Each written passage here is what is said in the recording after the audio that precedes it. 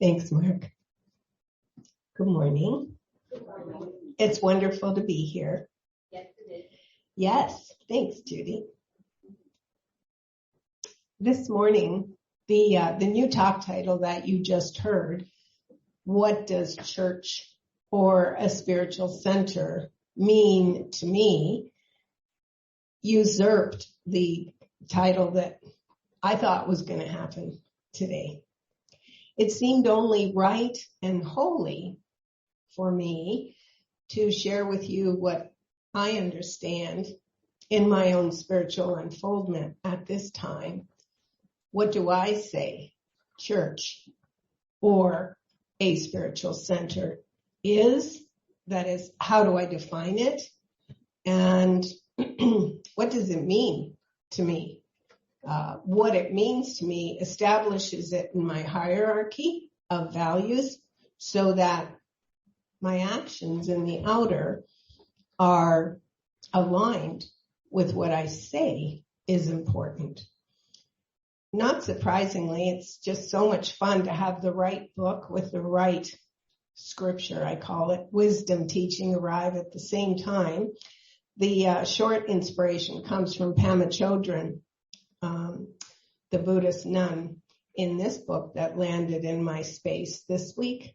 And the title is Comfortable with Uncertainty, from her chapter called The Love That Will Not Die.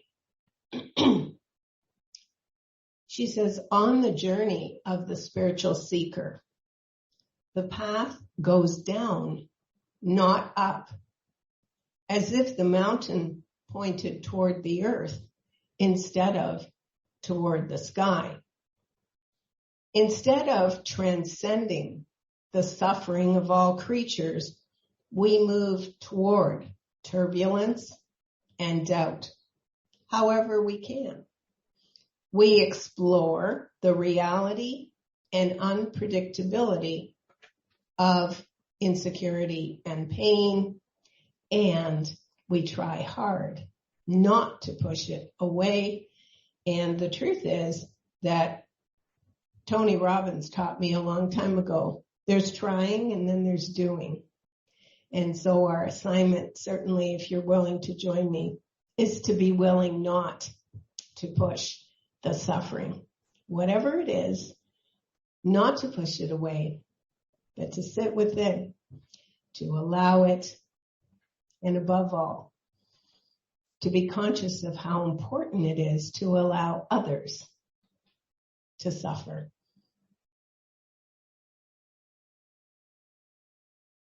What comes up for me around the word church, not so much the concept, not surprisingly, is the etymology or the origin of it. So, it came from Greek, some sources say, through the Saxon language, and generally was rooted in the idea of the house of the Lord. And some of us have believed for a long time that church is not necessarily a building, and the house is our consciousness. And I know that's where church happens for me on a regular basis. So I'm in church all the time when my consciousness is practicing the presence. And I think it's really important to notice the evolutionary process that's going on in the world right now. I look at my own daughters who were churched up the wazoo, mostly because their dad was searching. So when they were at his house, they might go to a Presbyterian church, a Catholic church, a United church.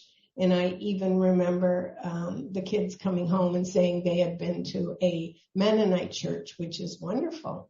And of course, then they came to Unity with me, usually on a bribe before their 10th birthday, with the promise, of whatever was my gesture of love, which was usually shopping or eating out, two things I don't choose of my own volition. And so then, here they had all this host of exposure to other churches. And then they came to Unity and said, you don't have to leave your church when you come here. Just come here and listen, take the best, and leave the rest. And I don't know if that confused them. I just know that this morning I bow to what each of my daughters has decided is church for them.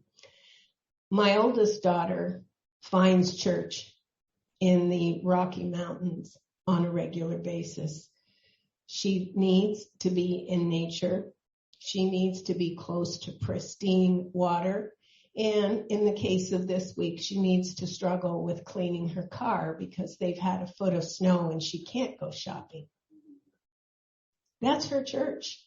Whitney goes to church in the mountains with her husband. She goes to church by herself.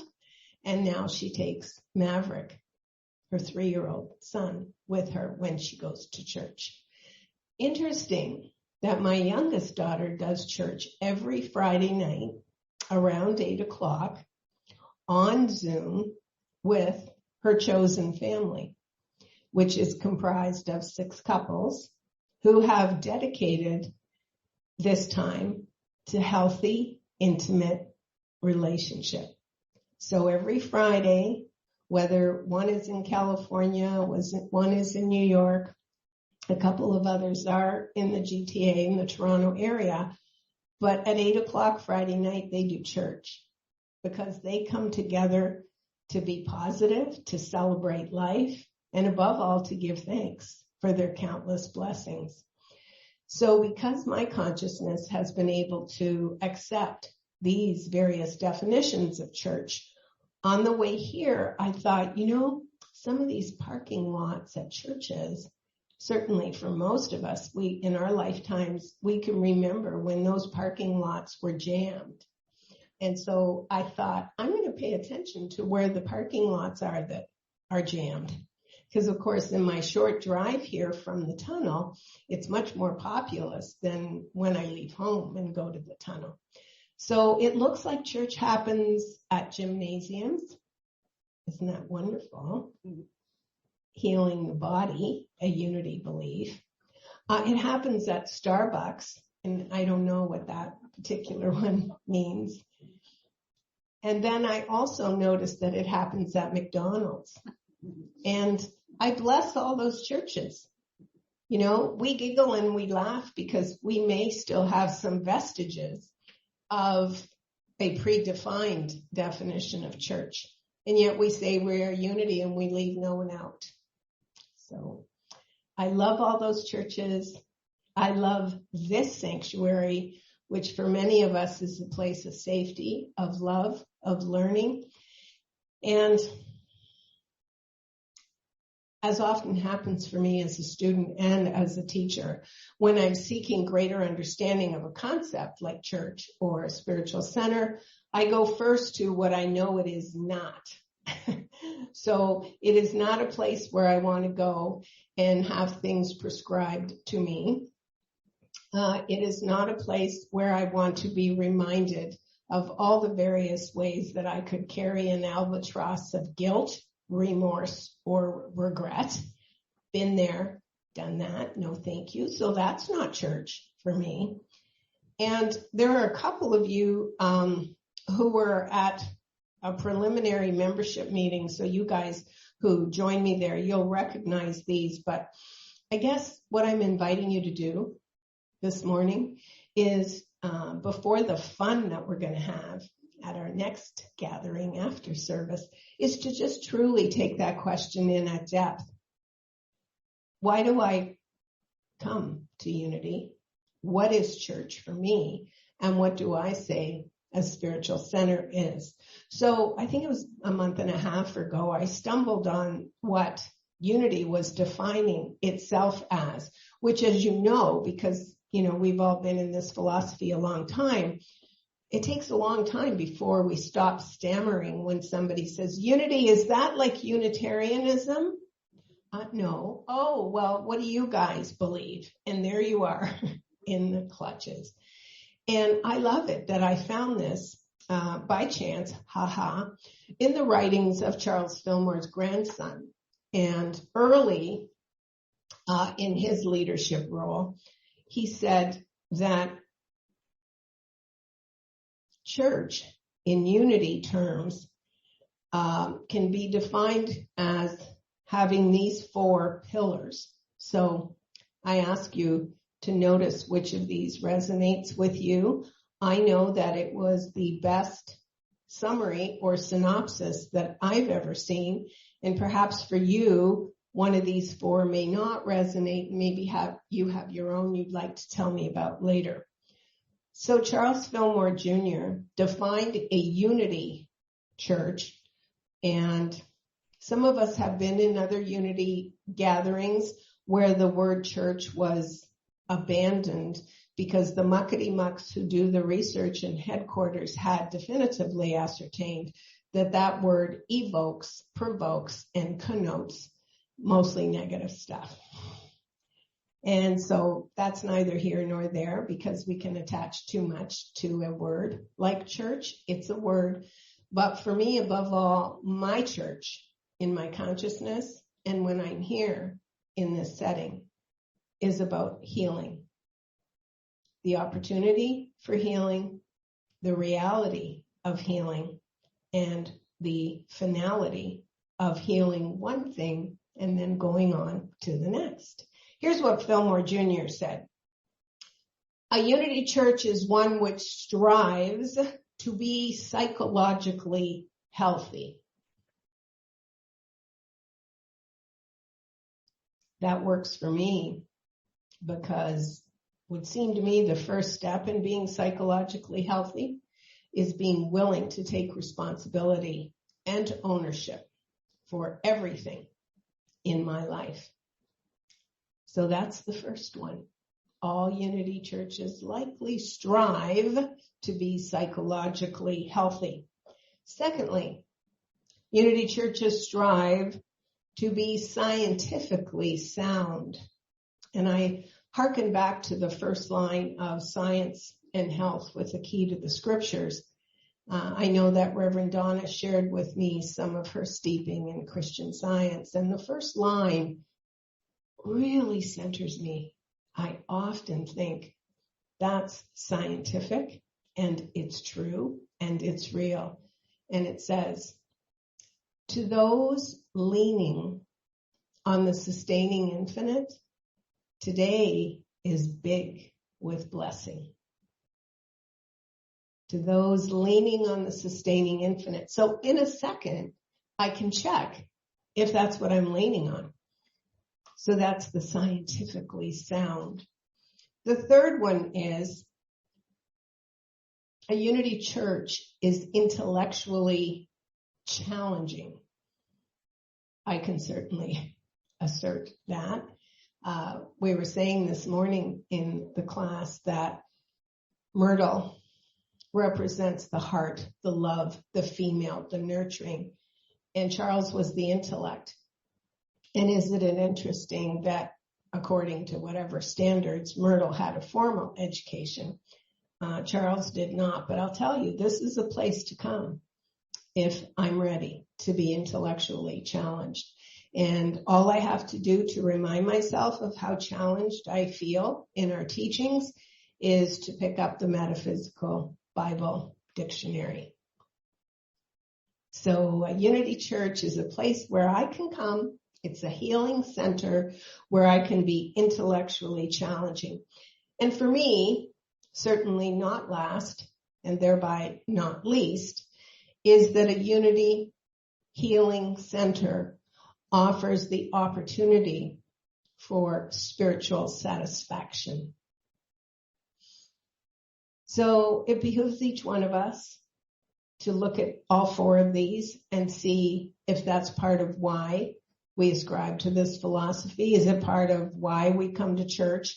How do we feel when we think of our evolution, of our moving forward? Because change is so constant and it is so vital to thriving. So in terms of reimagining ourselves according to this being spiritually satisfied, we can always lean on the ancient teachings that Charles Fillmore embedded, whether it's the 12 powers, centers that correspond to the chakras in the Eastern tradition, or if it has to do with the pillar of our philosophy, which is to believe that in the silence, all answers to anything in the outer come, which means I need to sit there for designated periods of time. Those of you who just come out of 3 years of studying Goldsmith with me know that he's very prescriptive about 10-minute stops in your day to get still and know and listen. And we know, of course, of all the prayer textbooks and the prayer practices. And it's an ongoing commitment to practice the presence, both in the silence and when we are in the world. And so before I close this morning, I just want to let you know about the I don't know if it's garden variety soup or smorgasbord of my life in the outer this week, which just called me to more time to be still. My mom had a birthday celebration on Wednesday night, and coinciding with her birthday was a notice that she would be moved to lockdown tomorrow, Monday. I said that to somebody. Maybe that's a Canadianism. I don't know. But lockdown is a designated floor in a long-term care facility, which is reserved for those who are doing what Mom was not doing up until a couple of months ago, which is, and this is a direct quote, seeking exit. And boy, did she get good at that. Oh my goodness. The last time I was there before her birthday, one of the nuns that she lives with approached me and said, you know, Rosalind, I just want you to know your mom even found the exit by the Madonna. And I said, well, how great. That's kind of perfect for her. So my youngest brother, who is most, what would my word be? Most identified with Mom, understands her, loves her, was the baby, got the best of her, just really fell apart. And some of you remember John and how easy it, when he was here, to connect with his heart. And he said, she's going into lockdown. You know, here she's been at the Taj Mahal, and now they're going to throw her into a room and get rid of the key. And that's not really true. And because he's an incredible salesman and she needed to give verbal consent, he said to her, you know, Mom, this place where you're going, you won't need to ring the button 25 times in a half hour because they can better meet your needs. And that's true. My youngest daughter, who's expecting a baby, is polarized in her beliefs about what's been going on in society the last 2.5 years. So she's vigilant. You know, she's in the world a lot. She's a corporate executive and has to travel and see people. And so she's careful. My daughter in the Rockies poo-poos all of it. So which one of them do you think, you know, encountered an experience with it, as I call it, with the spiritual opportunity? I call it a healing opportunity. Kendra did.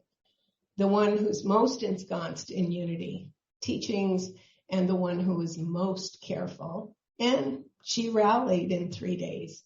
So I had that, I had Mom, and then I had my daughter out west calling at most inopportune times, which she never does, because Maverick needs tubes in his ears. And I'm like, grow yourself up, honey. Here it comes. And the stillness. Each time I knew that I of myself can do nothing. Be still and know. Be still and know. So I had also jotted down what for me are some of my favorite examples in our philosophy of being psychologically healthy. I love the work of Larry Dorsey, of Bruce Lipton, of David Hawkins, two of whom are medical doctors who have married science and medicine with our thinking just about 100 years after the New Thought movement, maybe that little less. So thinking about scientifically sound. That's what I offer. Thinking about striving to be psychologically healthy. Oh my goodness. I suppose it's one of our 5 teachings, which is that my thoughts are things, and I stand at the door of my consciousness like a soldier and determine which ones get in and which ones don't. Because where thought goes, energy will flow. We are all co-creators with the divine. So if I don't like what I'm creating, go back to my consciousness. That's the first 2. And then in terms of intellectually challenging, I've already said that for me, this lifetime will not be enough to understand a fraction of what's in the Metaphysical Bible Dictionary, but I keep intellectually challenging myself by going there. And finally, and most importantly, coming to a unity church or to a healing center or to a unity center in order to find spiritual growth, satisfaction. For me, that comes with detaching from the outer. The degree to which I still experience what the Buddhists call samsara, the exact extent to which I can still be hooked by anything in the outer indicates that I'm not prayed up enough, indicates that I'm not accessing the truth enough. And I leave you with a reference to a metaphysical interpretation of Jesus' Beatitudes. So maybe that'll be the next talk. Who knows? I just know that the Beatitudes, obviously they're named that and go back to the benediction, which each of those affirmations makes. And there are 9 of them. And guess what? Metaphysically, they represent states of mind. Because each one is a state of mind that we might give over to, and then we can come back to the truth. So whatever you say, church or spiritual center is, I just invite you to feel the love in this room as I do every time I'm in it, and to notice why church matters and what you're telling yourself about how you'd like it to look going forward. Amen. Thank you.